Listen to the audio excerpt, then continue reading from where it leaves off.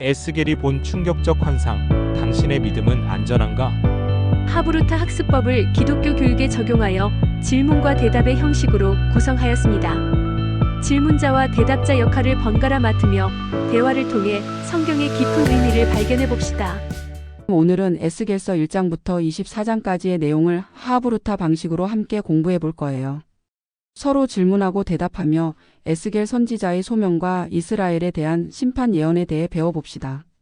서연아, 에스겔이 누구인지 알고 있니? 에스겔은 하나님의 선지자였어.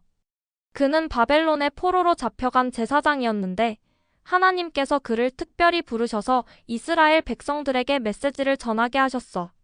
와, 그렇구나. 그런데 에스겔은 어떻게 하나님을 만났어? 에스겔서 1장에 보면 에스겔이 정말 놀라운 환상을 보았어. 내 생물과 바퀴들, 그리고 보좌 위에 계신 하나님의 모습을 봤대. 그 모습이 너무 영광스러워서 에스겔은 땅에 엎드렸다고 해. 내 생물이라고? 그건 어떤 모습이었을까? 각 생물은 내 얼굴을 가졌어. 사람, 사자, 소, 독수리의 얼굴이래. 정말 신기하지? 이건 하나님의 영광과 능력을 보여주는 거래. 우와, 정말 신기하다. 그런데 하나님은 왜 에스겔에게 나타나셨을까? 하나님께서는 에스겔에게 특별한 임무를 주셨어. 2장과 3장에 보면 하나님께서 에스겔에게 이스라엘 백성들에게 메시지를 전하라고 하셨어. 심지어 두루마리를 먹으라고 하셨대. 두루마리를 먹었다고? 그게 무슨 뜻일까? 그건 하나님의 말씀을 완전히 자기 것으로 삼으라는 의미야. 에스겔이 그 두루마리를 먹었더니 꿀처럼 달았대. 하나님의 말씀이 때로는 어렵지만 결국에는 우리에게 좋은 것이라는 의미인 것 같아. 아, 그렇구나. 그런데 에스겔은 무슨 메시지를 전해야 했어? 주로 이스라엘 백성들이 하나님을 떠나 우상을 섬기고 나쁜 일을 많이 해서 벌을 받을 거라는 슬픈 소식이었어. 하지만 나중에는 희망의 메시지도 있었대. 에스겔이 그 메시지를 전하기 쉬웠을까? 아니, 정말 어려웠을 거야. 하나님께서는 에스겔에게 백성들이 그의 말을 듣지 않을 거라고 미리 말씀하셨어. 3장에서 하나님께서는 에스겔을 파수꾼이라고 부르셨는데 그건 위험을 미리 알리는 사람이라는 뜻이야. 파수꾼. 그럼 에스겔은 위험을 알리는 사람이었구나. 그런데 어떤 방법으로 메시지를 전했어? 에스겔은 정말 특이한 방법으로 메시지를 전했어. 4장과 5장을 보면 그는 진흙판에 예루살렘 성을 그리고 그것을 포위하는 놀이를 했어. 또 자기 머리카락과 수염을 자르고 그것을 불태우거나 흩뿌리기도 했대. 머리카락을 자르고 불태웠다고? 왜 그랬을까? 그건 예루살렘이 어떻게 파괴될지 보여주는 상징적인 행동이었어. 머리카락 일부는 불에 태우고 일부는 바람에 날리고 일부는 칼로 치는 행동을 했는데 이것은 백성들이 어떻게 벌을 받게 될지 보여주는 거래. 아, 이해가 돼. 그런데 왜 하나님께서는 이스라엘 백성들에게 그렇게 화가 나셨어? 6장과 7장에 보면 백성들이 우상을 만들어 그것들을 섬기고 하나님을 잊어버려서 화가 나셨대. 하나님을 믿는다고 하면서도 실제로는 다른 신들을 더 중요하게 여겼어. 그렇구나. 우상 숭배는 십계명에서도 금지된 거잖아. 그런데 8장에서 에스겔이 본 것도 있다고 들었어. 뭘 봤어? 맞아.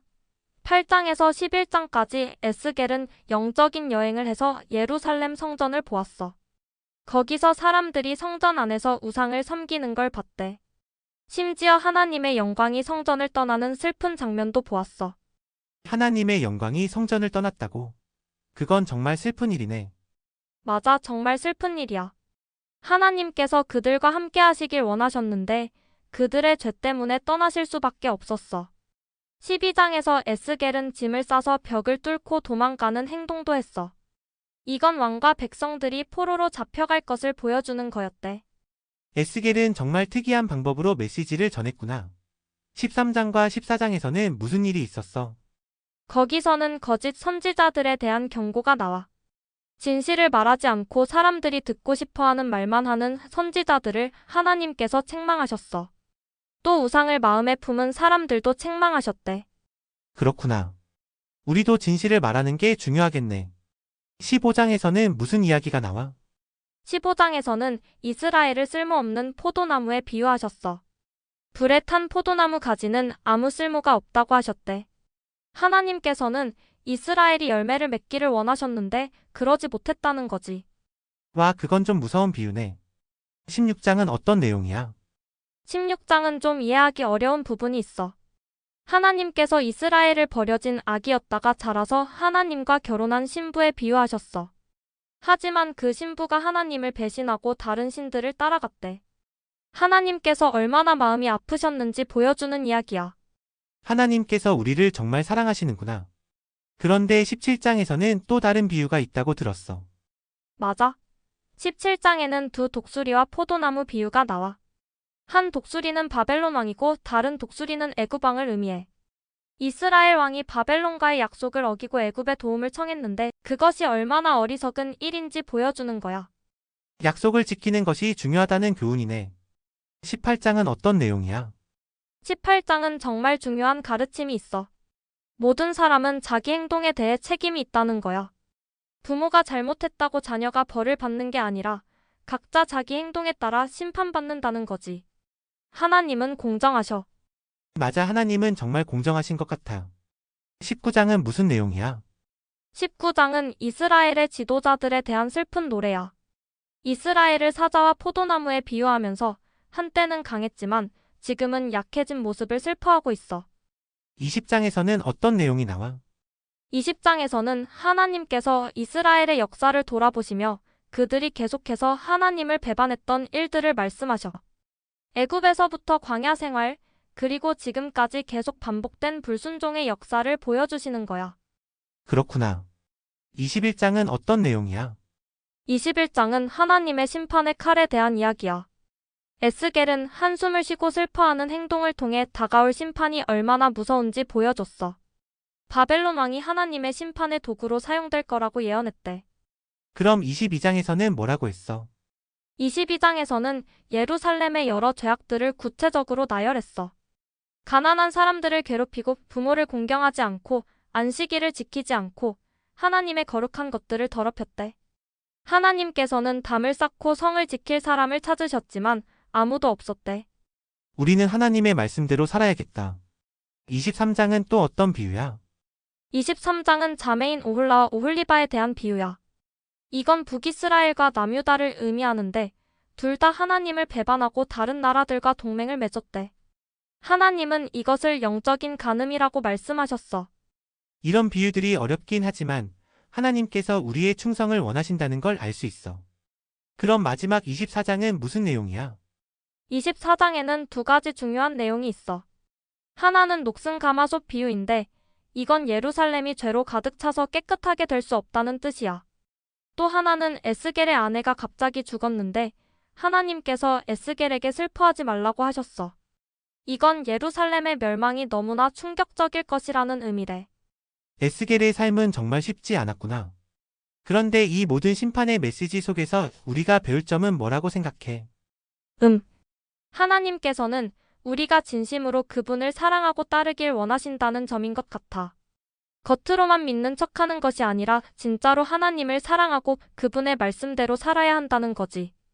또 하나님은 공정하시고 약속을 지키시는 분이시라는 것도 배울 수 있어. 맞아. 그리고 하나님께서는 우리가 죄를 짓고 잘못된 길로 갈 때에도 계속해서 경고하시고 돌아오라고 부르신다는 것도 알 수 있어. 에스겔을 통해 계속 메시지를 보내신 것처럼 말이야. 그래, 하나님은 심판도 하시지만 결국 우리를 사랑하시는 분이야. 나중에 에스겔서 뒷부분에는 희망과 회복에 대한 메시지도 있대. 하나님은 우리가 돌아오기를 항상 기다리고 계신다는 거지. 오늘 에스겔서에 대해 많이 배웠네. 다음에는 에스겔서의 희망 메시지도 함께 공부해보자. 좋아. 하나님께서 우리에게 주시는 교훈을 더 많이 배우고 싶어. 민준이와 서연이가 에스겔서의 내용을 정말 잘 나누었어요. 에스겔서는 때로는 이해하기 어려운 부분도 있지만 하나님께서 우리에게 주시는 중요한 메시지가 담겨 있답니다. 하나님은 우리의 죄를 미워하시지만 우리 자신은 정말 사랑하신다는 것을 기억하세요. 다음 시간에는 에스겔서의 희망과 회복에 대한 메시지를 함께 공부해 보겠습니다. 이상 하나님의 말씀이었습니다. 감사합니다. 구독과 좋아요, 알람 잊지 마세요.